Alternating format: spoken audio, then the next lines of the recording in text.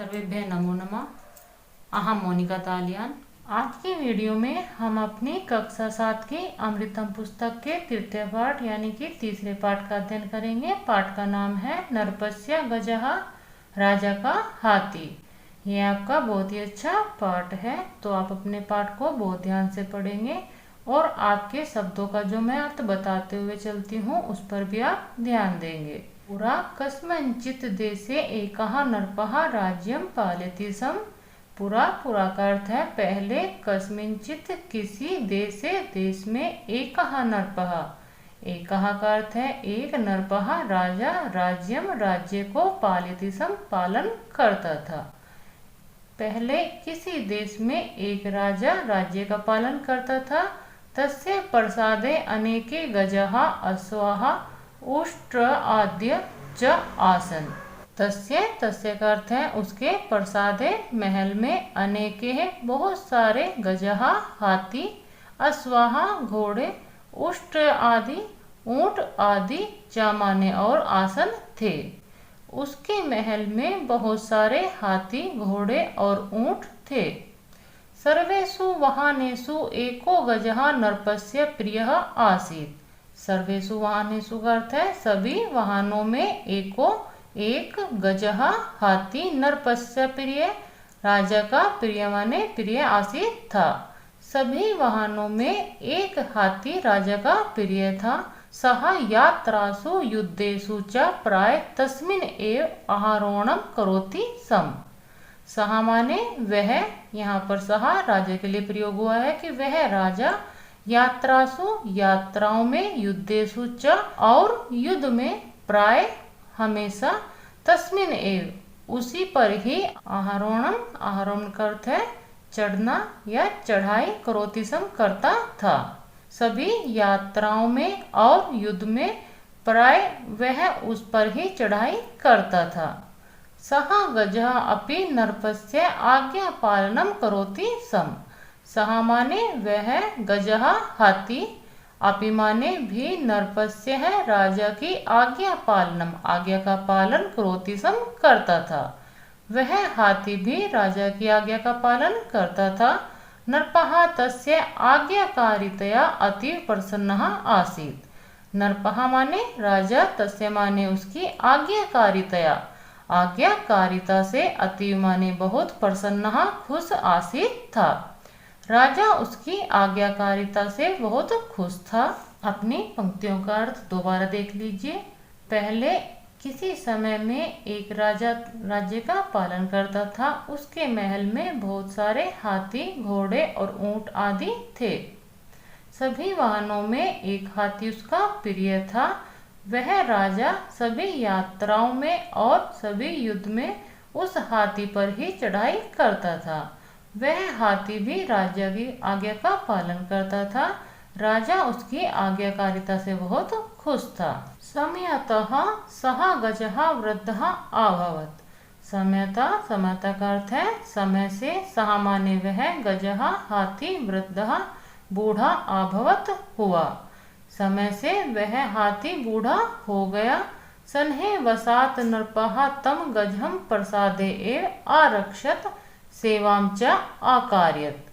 स्नेह वसात का अर्थ है कि प्रेम के कारण, नरपः राजा, तम माने उसको, गजम हाथी को, प्रसादे महल में, एव माने ही, आरक्षत उसकी रक्षा करता है, सेवां च और सेवा, आकारयत और सेवा कराता है।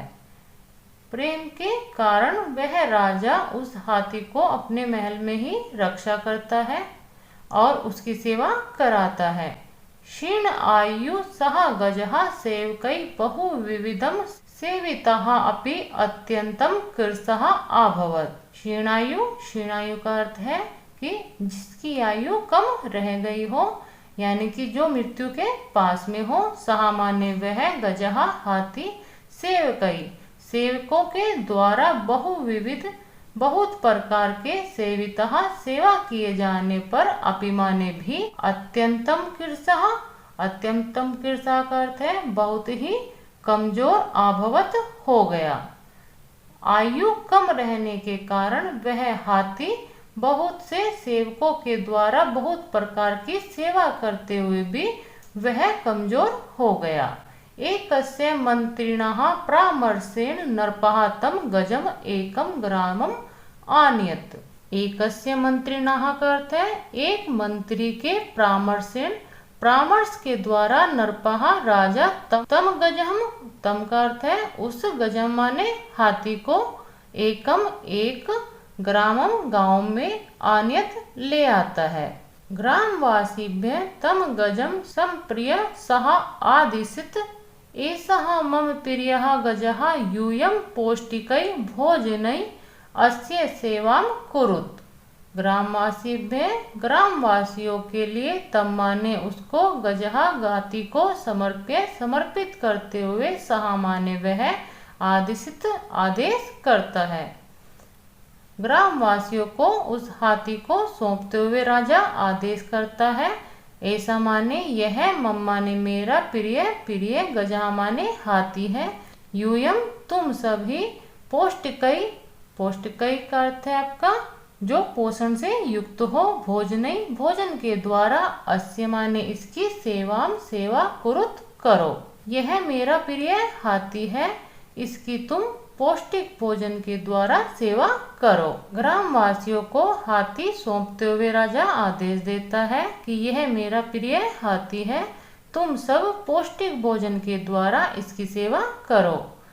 यह अस्य मृत्यु समाचारम माम श्रावयति अहम तस्मै मृत्युदंडम दास्यामि इति उक्त्वा नरपः स्वप्रसादम प्रत्यागतः। यह माने जो, अस्य माने इसकी, मृत्यु का, समाचार, माम माने मुझको, श्रावयति सुनाएगा, अहम माने मैं, तस्मै उसके लिए, मृत्युदंड दास्यामि दूंगा। इति माने इस प्रकार, उक्त्वा कहकर, नरपः राजा, स्वप्रसादम अपने महल में, प्रत्यागतः लौट आता है। जो इसकी मृत्यु का समाचार मुझको सुनाएगा मैं उसको मृत्युदंड दूंगा। इस प्रकार कहकर राजा अपने महल में आ जाता है। अपनी इन पंक्तियों का अर्थ दोबारा देख लीजिए। समय से वह हाथी बूढ़ा हो जाता है। स्नेह के कारण राजा उसको महल में ही रखकर उसकी रक्षा करता है और उसकी सेवा कराता है। कम आयु शेष रह जाने के कारण वह हाथी बहुत सारे सेवकों के द्वारा बहुत प्रकार से सेवा किए जाते हुए भी बहुत ही कमजोर हो जाता है। एक मंत्री के परामर्श से राजा उसको एक गांव में ले आता है। ग्रामवासियों के लिए उस हाथी को समर्पित करते हुए आदेश देता है कि यह मेरा प्रिय हाथी है, तुम सब इसका पौष्टिक भोजन से सेवा करो। जो इसकी मृत्यु का समाचार मेरे पास लाएगा मैं उसके लिए मृत्युदंड दूंगा। इस प्रकार कहकर राजा अपने महल में आ जाता है। नरपस्य आदेश अनुसारम ग्रामवासिनः अति परिश्रमेण गजस्य सेवाम् अकुर्वन् किंतु जराजीर्णः रुग्णाश्च सः गजः एकस्मिन् दिने मृत्युं प्राप्तः। नरपस्य है, नरपस्य का अर्थ है राजा के आदेश के अनुसार ग्रामवासिनः सभी ग्रामवासी अति परिश्रमेण बहुत ही मेहनत से गजस्य है हाथी की सेवा आकुर्वन करते हैं। किंतु जराजीर्ण का अर्थ है आपका बुढ़ापे से जर्जर, रुग्णाश्च और रोगी, सह माने वह, गजहा हाथी, एकस्मिन् दिने एक दिन मृत्यु को प्राप्त हो जाता है। राजा के अनुसार गांववासी बहुत ही परिश्रम करके उस हाथी की सेवा करते हैं, किंतु बुढ़ापे से जर्जर अवस्था में और रोगी होने से एक दिन उस हाथी की मृत्यु हो जाती है। अधुना चिंता आतुरः ग्रामवासिनः नरपस्य आदेशं स्मरन्तः भीतः अभवन्। अधुना का अर्थ है अब, चिंता आतुरः चिंतित हुए, ग्रामवासिनः सभी ग्रामवासी, नरपस्य राजा के आदेश को स्मरन्तः याद करते हैं। भीतः, भीता का अर्थ है भयभीत, आभवन होते हैं। अब चिंता से व्याकुल सभी ग्रामवासी राजा के आदेश को याद करते हैं और भयभीत होते हैं। तेषां भय कारणम जनान एकः वृद्धः आवदत्। तेषां माने उनका, भय कारणम भय का कारण, जानन जानने के बाद, एकः वृद्धः एक बूढ़ा, आवदत बोला। उन सभी का भय का कारण जानने के बाद एक बूढ़ा बोला।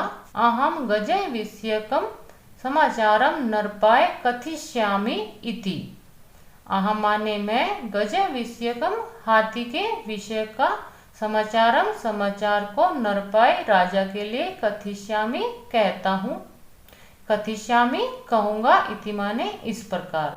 मैं हाथी के विषय में समाचार को राजा को कहूँगा, इस प्रकार वह बूढ़ा कहता है। सः नरपस्य समक्षम गत्वा कुशलम च पृष्ट्वा आवदत्। सः माने वह, नरपस्य राजा के समक्षम सामने, गत्वा माने जाकर, कुशलम कुशलता, चा माने और, पृष्ट्वा पूछकर, आवदत बोला। वह राजा के सामने जाकर और कुशलता पूछकर बोला, राजन की हे राजा, भवतः गजः न तु खादति न पिबति न पश्यति न च शृणोति इति। भवतः, भवतः का अर्थ है आपका, गजः हाथी, ना माने नहीं, तू माने तो, खादती खा रहा है, ना माने नहीं, पिबती पी रहा है, ना माने नहीं, पश्यति देख रहा है, ना माने नहीं, चा माने और, सुनोती सुन रहा है, इति माने इस प्रकार। आपका हाथी ना तो खा रहा है, ना पी रहा है, ना देख रहा है और ना ही सुन रहा है। इस प्रकार वह बूढ़ा आदमी राजा से कहता है। नरपः आवदत्, राजा बोला। किम गजः मृतः, किम माने क्या, गजः माने हाथी, मृतः मर गया है, क्या हाथी मर गया है। वृद्धः आवदत्, बूढ़ा बोला। राजन हे राजा, अहम एतत् न जानामि, भवान एव पश्यतु। अहम माने मैं, एतत् माने यह, ना माने नहीं, जानामि जानता हूँ, भवान, भवान का अर्थ है आप, एव माने ही, पश्यतु देख लीजिए। बूढ़ा कहता है कि हे राजन, मैं यह नहीं जानता, आप ही देख लीजिए। यदा नरपः मर्तं गजम आपश्यत तदा अतीव दुखितः अभवत्, किंतु वृद्धस्य बुद्धि चातुर्येण ग्रामवासिनः मृत्युदंडम न आलभत। यदा माने जब, नरपः राजा, मृतम मरे हुए, गजहम हाथी को, आपश्यत देखता है, तदा माने तब, अतीव बहुत, दुखितः दुखी, अभवत होता है।